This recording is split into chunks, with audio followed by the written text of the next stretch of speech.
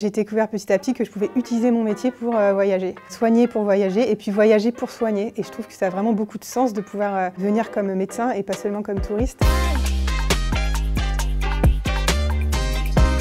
Je m'appelle Claire Laine et je suis médecin urgentiste à La Réunion. J'ai 36 ans et je réalise régulièrement des missions dans des milieux insolites, des missions médicales. Par exemple en Antarctique, en Chine, en Islande ou au Gabon ou au Nigeria. Petit à petit, j'ai commencé à rêver de travailler ailleurs qu'en métropole.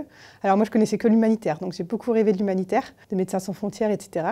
Et puis finalement, petit à petit, j'ai découvert des manières de travailler ailleurs, à l'étranger ou dans des conditions originales, mais sans passer par l'humanitaire, forcément.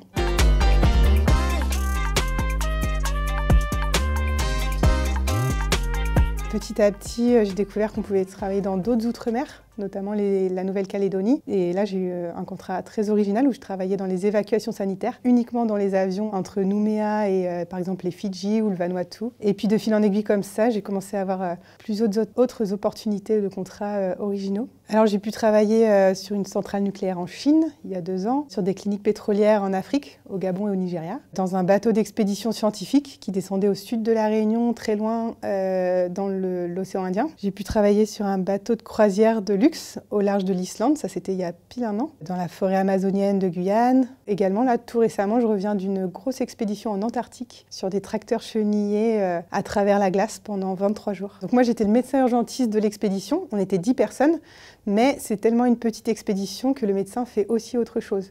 Et donc, j'étais conducteur de tracteur, comme les 9 autres personnes, à plein temps, 11 heures par jour, à 10 km/h, 10 à 13 km/h. Et donc, on conduisait comme ça pour aller ravitailler une station scientifique, en fuel, en nourriture, en matériel. Et j'étais également la cuisinière de l'expédition. Donc c'était médecin multifonction. Moi-même, j'étais finalement quasiment la plus malade parce que j'ai saigné du nez plusieurs fois par jour pendant plusieurs jours d'affilée à cause de l'air froid et sec, à moins 40 degrés. C'était pas très grave, mais c'était quand même assez stressant et notamment j'avais peur que ça s'aggrave. Après, j'ai eu à traiter une douleur thoracique, plusieurs plaies de main, un corps étranger dans l'œil et puis une mini-épidémie de gastro-entérite. Donc rien de très grave. Heureusement. En Antarctique, je me suis retrouvée à Concordia, donc dans la station scientifique franco-italienne, au même moment que Thomas Pesquet et Olivier Poivre d'Arvor. Donc ça, c'était assez incroyable. C'était inattendu et vraiment incroyable.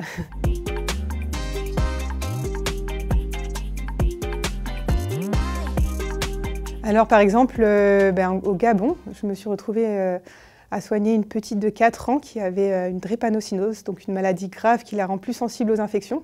Et en fait, elle a fait une infection de plusieurs os, donc ses os étaient troués, comme du gruyère. Donc là, on a dû l'envoyer au bloc opératoire sur la capitale et puis continuer les antibiotiques pendant 3 mois d'affilée. Ça, c'était une expérience marquante. En Guyane, il y a eu un chercheur d'or, donc on appelle ça les orpailleurs illégaux, qui était brésilien, qui s'est fait exploser la main gauche à la dynamite. Donc il a mis un garrot et il a marché pendant plusieurs heures d'affilée dans la forêt pour arriver dans notre dispensaire. Et donc là, il a fallu le soigner. Mais nous, avant que l'hélicoptère puisse l'emmener sur Cayenne, sur la capitale, et en fait, il s'est passé vraiment plusieurs heures, une nuit entière même. Voilà, donc c'était une expérience vraiment marquante. Il a malheureusement perdu sa main, mais il n'est pas mort d'hémorragie. Malgré tout, on lui a sauvé la vie.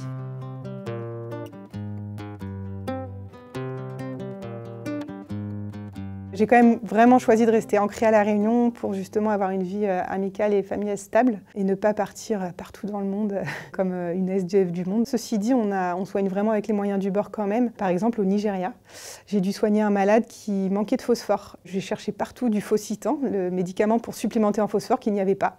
Donc il a fallu trouver une autre solution. J'ai regardé sur internet aliments riches en phosphore.